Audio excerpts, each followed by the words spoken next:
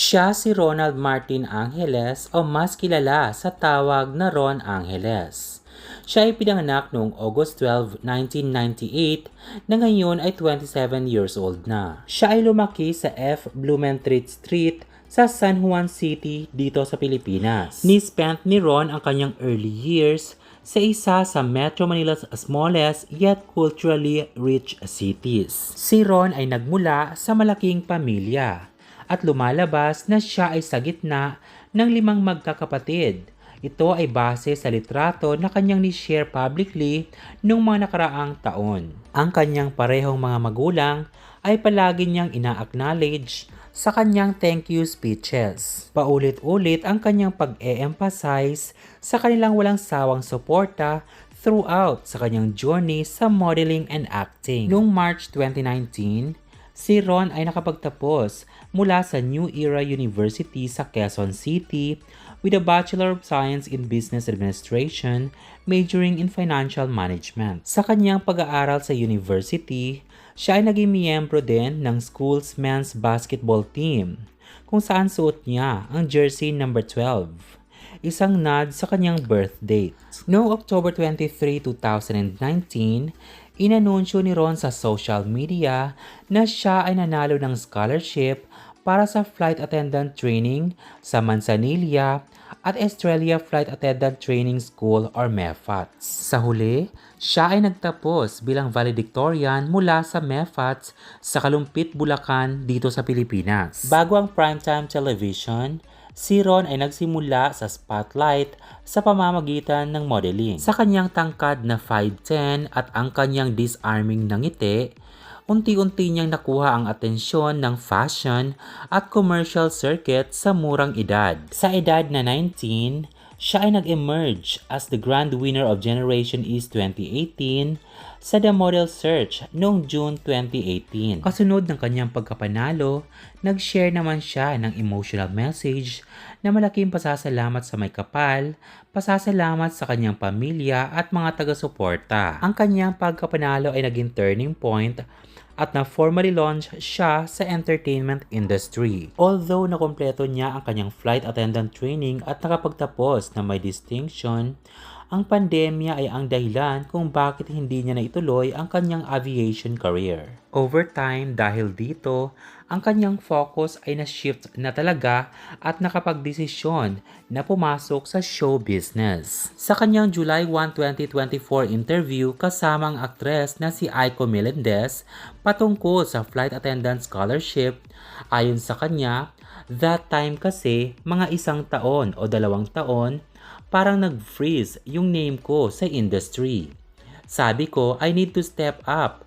Kailangan ko mag-try ng new venture. Nag-try lang akong mag-aral. Kumbaga, ginrab ko lang yon kasi scholarship. Kapatid, I did some research. Talagang naging flight attendant ka. Iba yung school pag flying school. Parang hindi siya for me. Kumbaga, grinab ko lang yun kasi scholarship.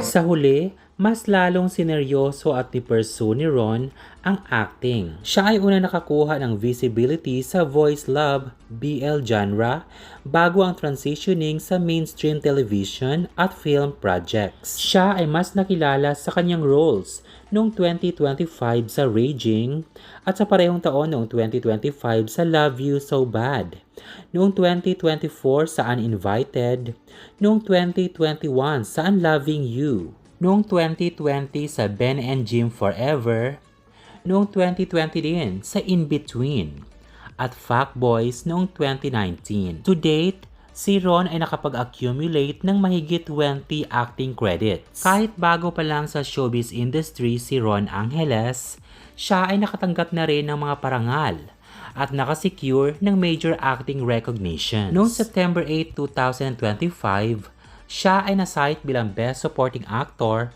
sa Asian Diamond Elite Awards 2025 para sa kanyang performance sa Uninvited noong 2024, kung saan nakasama niya sina Vilma Santos, Aga Mulak at Nadine Lustre. Sa kanyang pinakabagong parangal, siya ay nanalo din sa Human International Vanguard Awards noong 2025, kung saan siya ay nanalo bilang Best Actor sa pelikula na Raging noong 2025. Sa kanyang personal life at hobbies, na-maintain ni Ron ang kanyang active at athletic lifestyle. Maliban sa kanyang pagiging former collegiate basketball player at regular gym goer, siya ay naglalaro din ng tennis at nagpa-participate sa water sports at nagpa-practice ng firing sa shooting ranges. Travel ay isa rin sa kanyang visible passion.